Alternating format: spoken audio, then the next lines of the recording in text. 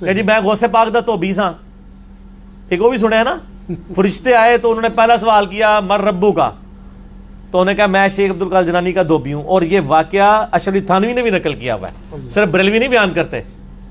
یہ پتہ نہیں کس نے کیمرہ بیچ میں فٹ کیا ہوا تھا. شروع واقعہ ہے غوث پاک رحمۃ اللہ تعالی کے دھوبی کے حوالے سے بیان کیا گیا, لیکن ہمارے علماء نے رد کیا اس کا, ایسا کوئی واقعہ نہیں ہے, کوئی اس کا ثبوت نہیں ہے. تو ہمارے جو اسلاف ہیں باقاعدہ فتاوی دیے, بالکل فتاوی اس کے اوپر فتاوی دیے, بالکل شریف امجدی صاحب رحمۃ اللہ علیہ کا فتویٰ ہے, مفتی جلال الدین امجدی صاحب رحمۃ اللہ تعالی کا فتویٰ ہے. اور ایسی چیزوں کا رد ہمارے علماء کرتے ہوئے آئے ہیں. خود ہمارے امام اہل سنت رحمۃ اللہ تعالی نے فتاوی رضویہ میں غوث پاک کی طرف منسوب کرامت پہ گفتگو کی اور بیان کیا اس بات کو کہ وہ سوال کیا گیا, 2 کرامتوں کے بارے میں سوال کیا گیا. اس میں سے ایک کرامت یہ تھی کہ کسی لڑکے کا انتقال ہو گیا تو اس کی روح نکل گئی اس کے جسم سے, اسرائیل علیہ السلام نے اس کی روح نکال لی, تو اس کی ماں روتے ہوئے پہنچی, تو حضور غوث پاک رحمۃ اللہ تعالی علیہ نے حضرت اسرائیل علیہ السلام سے بات چیت کی. وہ آسمانوں پر تھے یا جہاں بھی تھے, ان کے ہاتھ میں روحوں کا تھیلا تھا. تو واقعے کے اندر یہ بیان کیا گیا کہ انہوں نے ان سے روح کا تھیلا چھین لیا, تو اس میں جتنے بھی روحیں تھیں وہ جسموں کی طرف لوٹ گئیں. تو اعلیٰ امام علیہ سنت نے اس کا شدید انکار کیا, بولے یہ توہین ہے حضرت اسرائیل علیہ السلام کی, اور حضرت اسرائیل علیہ السلام ملک الموت جو ہیں یہ بالاتفاق غوث پاک رحمۃ اللہ تعالی سے افضل ہیں. تو کسی فرشتے کی توہین یہ تو ویسے ہی ناجائز و حرام و کفر ہے, تو اسرائیل علیہ السلام کی توہین غوث پاک رحمۃ اللہ تعالی کیسے کر سکتے ہیں؟ صحیح غلط چیز تھی نا, اس کا انکار کیا, نہیں تسلیم کیا اس کو. لیکن اگر اسی واقعے کو ہم دوسری جہت سے دیکھیں تو صحیح مسلم کے اندر اور دیگر صحیح ستہ کے اندر حدیث پاک موجود ہے کہ موسیٰ علیہ السلام نے تھپڑ مار کے حضرت ملک الموت علیہ السلام کی آنکھ کو باہر نکال دیا تھا. بالکل یہ واقعہ موجود ہے, لیکن ان کے لیے وہ توہین نہیں بنے گی, وہ توہین نہیں بنے گی. مسئلہ یہ ہے کہ جو چیز خلاف شرع ہوگی اس کا ہمارے علماء نے رد کیا. بالکل ہمارے علماء نے منع فرمایا کہ یہ ہے ہی نہیں.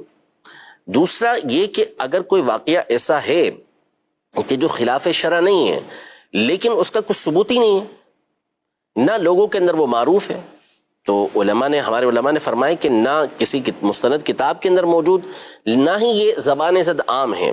ایک ہوتا ہے کہ لوگوں میں مشہور ہے اور خلاف شرع اس کے اندر کوئی بات نہیں, تو اس کو تسلیم کر لیا جاتا ہے کہ ٹھیک ہے, اس سے کوئی حکم شرع تو ثابت نہیں ہو رہا نا, آپ کے اوپر کوئی چیز تو لازم نہیں قرار دی جا رہی, آپ کا کوئی عقیدہ تو اس سے نہیں ثابت کیا جا رہا. ایک فضیلت کی بات ہے کسی ولی اللہ کی, تو وہ اس کے ذریعے سے بیان کی جا رہی ہے اور وہ خلاف شرع ہے نہیں, تو اس کو بیان کرنے کے اندر کوئی حرج نہیں ہے. جبکہ لوگوں کے درمیان وہ مشہور ہو, بعض اوقات اس کا سراغ نہیں ملتا. ہاں اگر وہ لوگوں کے درمیان معروف بھی نہیں ہے, کسی کتاب کے اندر بھی وہ نہیں ملتی, تو پھر ہمارے علماء اس کا رد کر دیتے ہیں. اصل میں ہوتا یہ ہے کہ آپ ایسی بات کہیں کہ جو قرآن و سنت سے بھی ثابت ہے, تو بھی آپ کو ایسے افراد ملیں گے کہ جو اس کا استہزاء کریں گے, مذاق کریں گے, قرآن پاک کی ہاں وہ مذاق اڑائیں گے اس طرح کی باتوں کا. اچھا بہت سے لوگ وہ ہوں گے جن کو پتہ نہ ہونا کہ بات قرآن پاک کے اندر ہے, حدیث پاک کے اندر ہے, آپ ایسے بیان کر دیں اس بات کو, تو ممکن ہے وہ اس کا انکار کر دیں گے. بالکل, لیکن ہوں گے وہ اس طرح کے کہ وہ قرآن و سنت کو مانتے ہیں.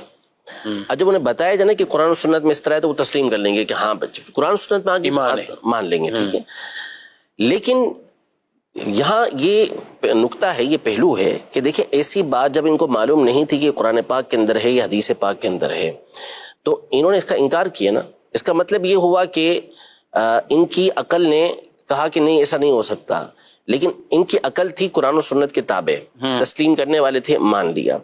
تو اب یہاں پر بنیاد یہ ہے کہ ایسی باتیں کہ جو ہماری عقل کے اندر نہیں آتی, ہمیں سمجھ نہیں آتی کہ ایسا کیسے ہوگا, تو اس کو جب ہم تسلیم کرتے ہیں قرآن و سنت کے اندر موجود ہونے کی وجہ سے, تو جن چیزوں کی طرف رہنمائی قرآن و سنت کر رہے ہیں, دلائل کے ذریعے جن چیزوں کے وجود کا ممکن ہونے کا قرآن و سنت ہمیں ثبوت دے رہے ہیں کہ ایسی چیزیں یہ ہو سکتی ہیں اور ہوں گی, وہ سب اللہ تبارک و تعالیٰ کی عطا سے ہوں گی. چاہے قرآن مجید فرقان حمید میں آپ آصف بن برقیہ رحمۃ اللہ تعالی علیہ کے واقعے کو لیں تو ھذا من فضل ربی, وہ اللہ کے فضل سے, میرے رب کے فضل سے وہ بھی.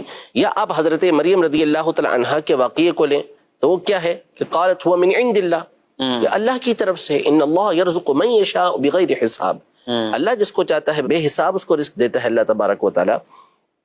تو اس کا مطلب یہ ہوا کہ عمومی طور پر اس طرح کے واقعات جو ہوتے ہیں وہ ہوتے ہی ایسے ہیں کہ جو نہیں ہوتے جبھی تو وہ کرامت بنتے ہیں. صحیح.